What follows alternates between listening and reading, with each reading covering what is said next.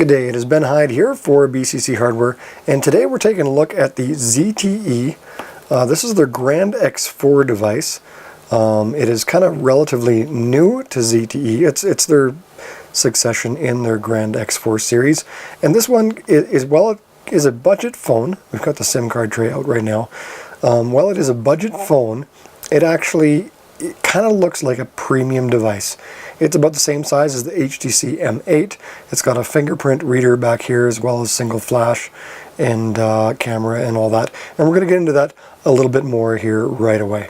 So first of all, it does come with a SIM card tray as well as a micro SD card as well. So you can actually put two different cards in here at once. Of course, one is your standard SIM.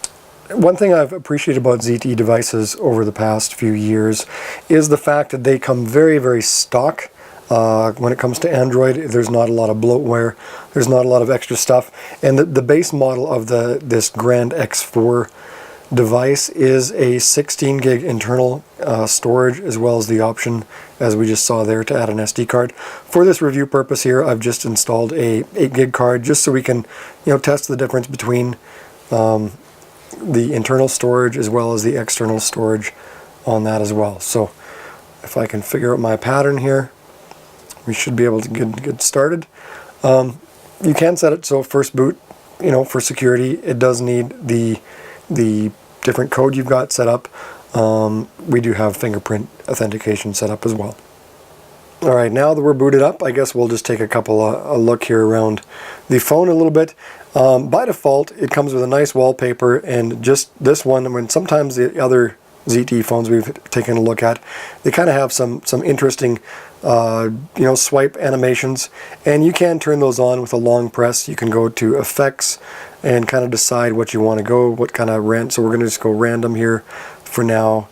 We're going to apply that. So now you see, as we swipe to different screens, it kind of does different things as it goes from screen to screen. That's one thing that kind of ZTE does separate themselves apart. Their native launcher is quite good, quite robust. Access to wallpapers, widgets, themes, and those effects that we mentioned, and more. So I mean, it works very well out of the box.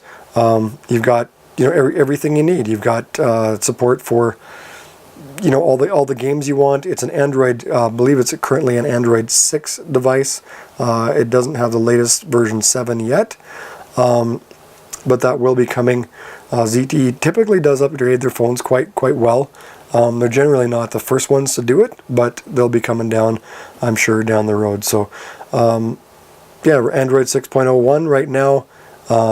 Overall works very well. One thing I'm impressed with this, it does have a 720p screen, and the battery life on it is actually is fantastic. We can actually see that this phone has been powered on for a while, not used actually really at all today, but we can see that over a day left, which is pretty remarkable for an Android phone these days. So the battery itself is quite large.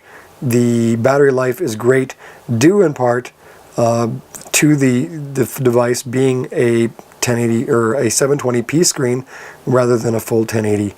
That makes a big difference. I guess a few other things worth noting. I mean, it runs all the apps that you need, that you come to expect and love, and it runs them actually very well. As far as settings go, like we were there quickly, the settings menu looks very much stock Google. It's just straight up basically pure Android. Everything is where it should be, not where companies tell you they're going to put it and hide it for you. Everything is right where you need it to be. You do have options to adjust not just your memory use for your RAM, but also your storage, because that's a secondary storage, so you can actually specify what applications, what pictures get stored there to give you more flexibility on your internal storage options. We've enabled developer options, so we have access to a few more things, but I guess kind of one of the things that sets ZTE apart from a lot of people is the fact that their Wi-Fi hotspot is much more robust than most people's. You can actually specify here just the standard SSID, your network name and that sort of thing. But here you can manage users, so if there are users connected, you can actually block them. You've got a sleep policy here as well, as and allow people when or allow notifications to when the hotspot does turn off, just so you know what's going on there. But overall, lots of features in that. Bluetooth, again, very basic. Cellular networks, this is all basically exactly stock Android, so if you've got a Nexus or a Pixel device, you'll kind of know this will be very familiar.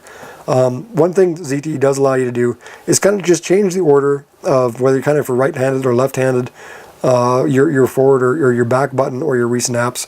You can specify that to either be recent apps traditionally on the right, bottom right, back button, bottom left, but you can flip that around if you're a left-handed user and you kind of want to customize that for you. So storage, here's where your options are. You can see how much storage is left. What you can do, you can eject your storage card, pop it out, and then with different things you can specify where you want the storage to go. So really, as far as what's going on in this phone, it's a very, very capable, solid phone. The camera is also quite capable. It does have a nice, the camera app from ZTE has a nice ability to go into full manual mode if you need to. Auto seems to work well, but there are other modes like multi-exposure, panorama, time-lapse for the interval, as well as then you flip over to the recording. Just single button to record, take a picture, that's right there. It works quite well. HDR works in different modes, which is pretty standard. You've got HDR, you've got HDR off, you've got HDR auto on some things as well. And of course your camera and your video settings there. One thing to note, the best video quality that it can record is 1080p. It does not record 4K. Also, it does not record slow motion video on this phone at all. So if you're looking for a cheap phone to record slow motion, such as even like 120 frames or so, this phone will not do that. It is a basic phone. A lot of companies are using this on their pay and talk plan instead of just a regular contract plan, which is where you get the more premium devices. Either way, it works very well. So as far as outstanding features on the Z957 or the Grand X4, I mean, the screen, as you can see, is quite bright and vibrant. By default, it works well. There's nothing really to complain about this phone. A couple things that I do know that are lacking, things that I miss, are the fact that it is not on a 5 gigahertz band. It is not 802.11n. From everything that I can see with my wireless networks that I've tried to connect to, it will only connect to a 2.4 gigahertz band network. So there's that to note. If that's a thing where you need 5 gigahertz frequency spectrum for your wireless, this phone will not do that. Outstanding battery life, great image quality on the photos. We'll of course have photo and video samples over there at bcchardware.com in our full review, so make sure you check that out. Performance wise though, I'm very impressed with this phone. I've plugged it into my DJI Mavic Pro drone. Works great for that. I prefer the screen on this over top of my other phones. It works really well.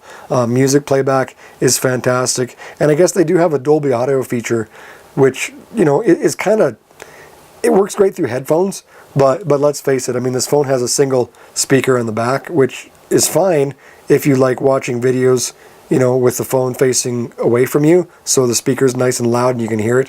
But when you're holding the phone, speaker at the back is really a poor place for it. So single mono speaker doesn't take advantage of Dolby Audio very much. However, when you're listening through headphones, it actually works very well. So again, wrap up, great phone, super good quality as far as performance goes. But one thing, I don't know if you guys will be able to hear it, one of my pet peeves is the fact that if this phone will just be quiet here, and I'll flex this phone a little bit, see if you can hear this. So while the phone appears to be very solid and very well built, it squeaks. There's I don't know, between the screen and the chassis, it is a plastic body phone. It's not metal. I mean, it kind of looks metallic, looks only. So as much as I want to totally love this phone, as far as ZTE phones that we've taken a look at, it's probably been my least favorite. They've tried to add features like a really good camera. The camera quality is great. The performance is great. The RAM is great. They've got expandable storage, which is great. It is LTE, which is great. One thing they've sacrificed is build quality of the chassis.